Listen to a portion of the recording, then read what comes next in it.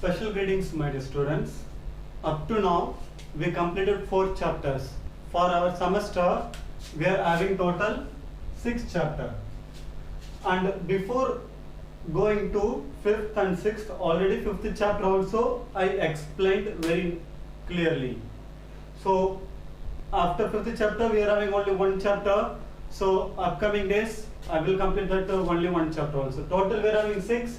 Up to now, we completed 5 chapters.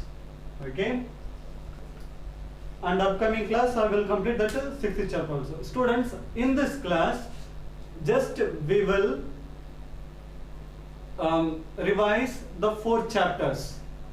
First 4 chapters we will revise. Next class we will revise 5th chapter. Now students, our first chapter is computational thinking. Okay, our first chapter is computational thinking.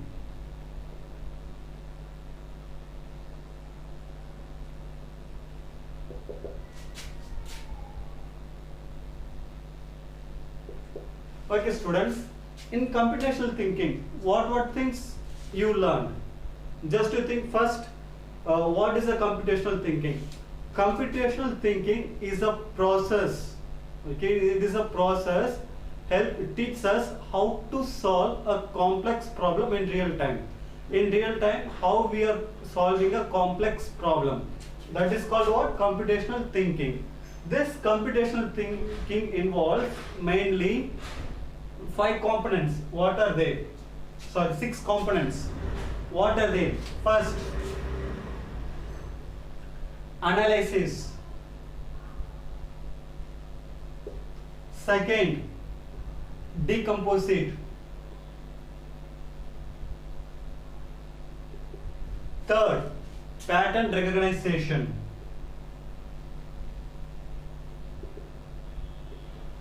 Fourth, abstraction. At last, algorithm.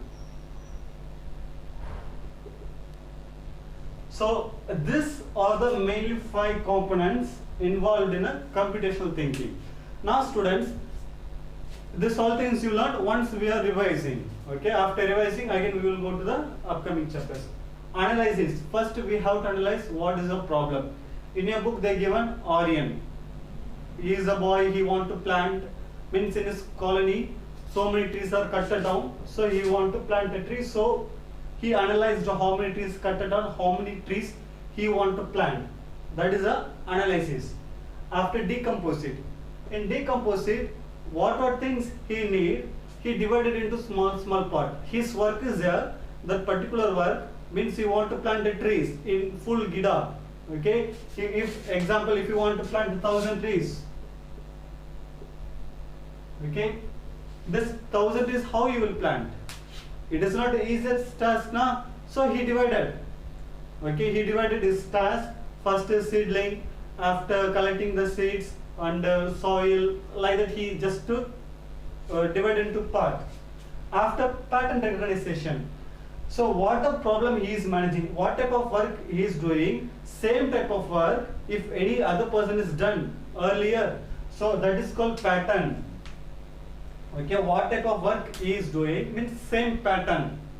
If you want to plant a neem tree, if he is getting way of planting banyan tree, water, both are tree, the way of protecting and making it grow, both are same.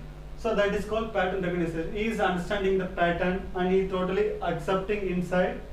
And at last, abstraction.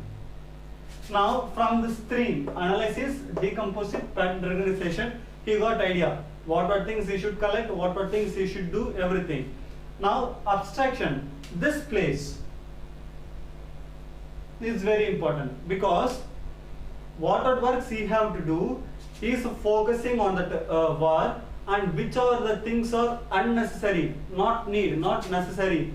Filtering that part will come in abstraction, means focus on which we need exactly, which we don't want, that all things remove. Because first time when we are planning, whatever unknowingly we will select some other things also. And at last, algorithm. After getting this full concept of abstraction, At last we are implementing step by step is called algorithm. Okay, so only this is a computational thinking.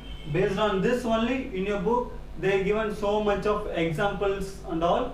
That such type of example we can write by your own by understanding the concept of a computational thinking. Okay, now students, we can go in this they given designing thinking and all, that is your understanding purpose. Next thing, now we will go to the second chapter.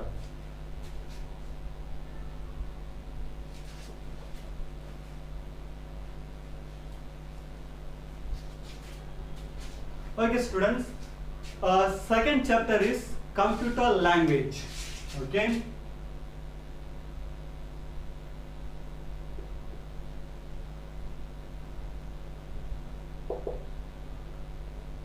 okay students, what is this computer language? First of all, language is a tool used to communicate between each other in a humans, correct? So when we are meeting any person, we are communicating with the help of the language. Language is a tool. Okay, language is a tool used to communicate each other. Now students, in this, okay, how we will communicate with the computer, how we will communicate with the robot.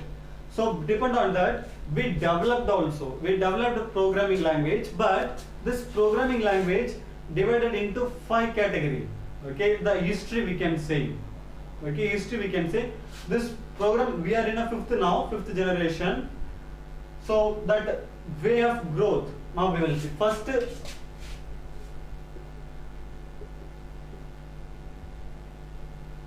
GL, first generation language.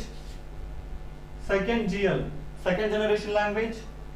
Third GL, third generation. Fourth GL, fourth generation. Fifth generation. In your book, you are going to learn up to only fourth generation language. Okay, we are going to learn up to only fourth generation language. We learned also. Fifth is for currently we are in fifth, but in India fifth generation is not implemented. Okay, but a few countries, developed countries, they are using fifth generation. Okay, now see first generation. First of all, first beginning time, what language they use? First generation, we can say machine language. We can say machine language. This machine language involved only binary form. Okay, 0 and 1. Actually students, first generation machine language, 0 and 1. If you want to communicate with a computer, okay, so this time, current era, leave it. Just you go back 30 years, 40 years back. Okay, you just to go backward 30 years. So if you go that particular time, how they communicated? If I want to calculate 2 plus 2, what is the value? You know well 2 plus 2 is of 4, but humans we know. But if one machine is giving first time, a machine is giving 2 plus 2 is equal to 4. If you are getting 4 answer, it is a one of the wonder. Okay, this 4 is a one of the wonder because one machine is giving a input to us. Sorry, output to us.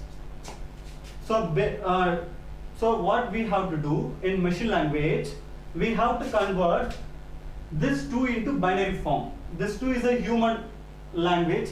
We have to convert this 2 into binary form, means a 1 0. Students, the converting human language into binary language into human, this all things you will learn in next class, 7th class. When you are coming next year, that time you will learn converting binary to decimal, decimal to binary. But now you understand only the concept. So we are converting this human language into binary form. So plus also, and so what answer we will get?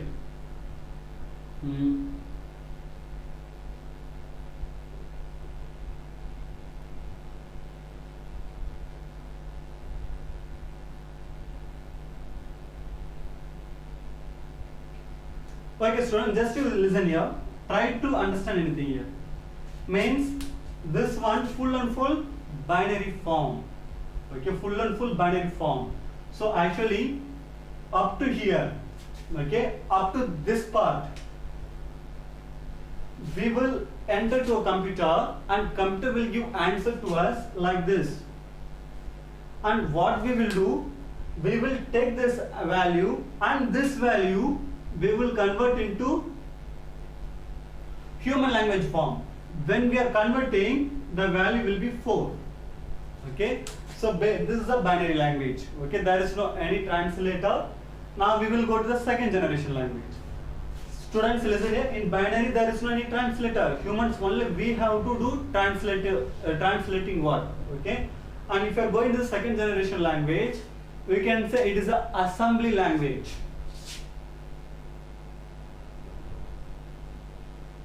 You can say it is an assembly language. Students, this assembly language, development of machine language, little updation. Okay, it is a updation. If you see what the update they made only one thing. In this place, translator program is there, but the translator program will not translate entire binary form into a, entire human language into a binary form. It will not convert totally into binary form, but it will convert particular symbols, mnemonic codes, particular symbols and particular things it will convert, only particular, only few things it will convert. Okay, translator programmer name is a assembler, and what it will convert? It will convert only the symbols and particular mnemonic codes. Okay, so if I am writing in a computer in assembly language, how I will write? Very simple. I can write like this. Can you able to see here? Here, this is a symbol. So when we are typing like this, when it is this assembler, before giving to a computer,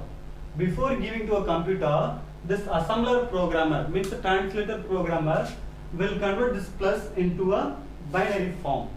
Okay, and what the computer is giving value, we will get. This is a little updation of the machine language. And if you are going to the third generation, okay, high level language. These two are low level language. Okay, this first generation, second generation is a low level language. And when you are coming to third generation language, it is a high level. Third generation onwards, high level. In this current era, okay, current era, what programs we are using? Actual students, currently we are using 5th generation, but everyone is not using 5th generation. Okay, now what in education we are learning 3rd generation language. Sir, what are they? C. I don't want to give example, but I will tell in orally. C, C++, Java, Pascal, Ruby, Python, COBOL. This all the programming language will come under high level language. And this is the updation of what? Assembly language. High level language is an updation version of a assembly language. In this assembly language, my dear students, if you see there is a two translator. Before in machine language, no translator program. In assembly language, only one translator program, but it will not do entire program into translate. Okay, it will not translate entire program. Only few codes it will translate. And if you are coming to 3rd generation language, we are having two translator. Okay, what are the translator? Interpreter.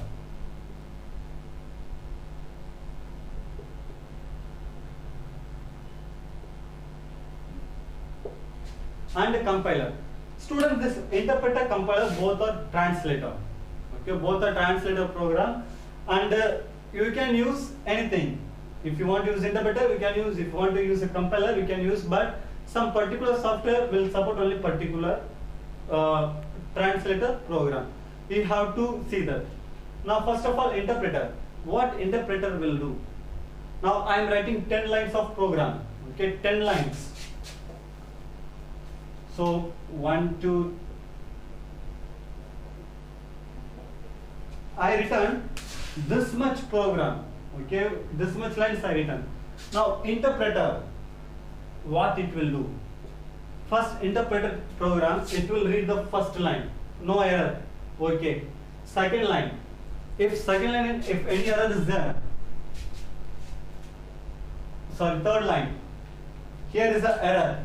So what interpreter will do? Interpreter will stop here only, and it will show you third line particular error. And when you will make a correct,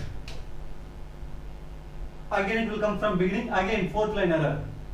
When you will correct, after only it will go to next line. Means if you correct the error, after that only it will go to the next line. Means it will read line by line. In the line, if any mistake will be there, interpreter will stop there itself. Okay, it will not go to the next line.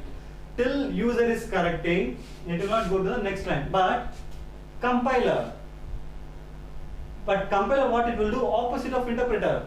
Interpreter will read line by line, but compiler all program at once. Example, this is a program. So if compiler will be there, compiler will read entire program, and it will show you are having total 3 error in particular place. How many error is there? It will show all the error in which place, in which line error is there. It will show clearly. That is the work of a compiler. Okay. So interpreter read line by line, but compiler read entire program at once. Now fourth generation. Students, fourth generation nowadays in India also we are using everywhere. It is very easy to use. Okay, means no need to write any program. Okay, just you design, automatically backside program code will generate by itself. Example, Visual Basic. In a higher class you will learn. Means up to third generation you have to write the coding. But in fourth generation, don't write coding, just you design. Just you design. Whatever things you need, just you design. Automatically, computer will generate code by itself. Okay, it is very easy to use, and there are so many features are there. Okay, it is very easy to use. Only that are the features. And if you are going to the fifth generation language, artificial intelligence, robots. Okay, robots. It will respond to you like a human. Okay, that is a fifth generation language. Okay, students. Up to now, we see first chapter computational thinking components, and second chapter this. Okay, and in the second chapter you have to understand only the concept. What is the machine language? What is the assembly language and high level language? In this, in your examination, anyway, anyhow, the full forms. In second chapter, full forms are more. Okay, OOP. Okay, this object oriented programming. This third generation is depend on object oriented programming. So this all full forms you have to write in a fair copy and you have to learn. Okay, and upcoming class we will see the third chapter. Third chapter is nothing but Windows Media Player. How you will copy, how you will play, how you will burn, display, simple things we will see in next class. But students, please pay attention. Up to now, whatever things we taught, means I taught, you have to learn everything thoroughly, and you have to complete your fair copy. I think so. This class is enough. Okay, my dear students, thanks for watching. Please kindly complete your fair copy and all, and please take care, be healthy. Thank you, and thanks for watching.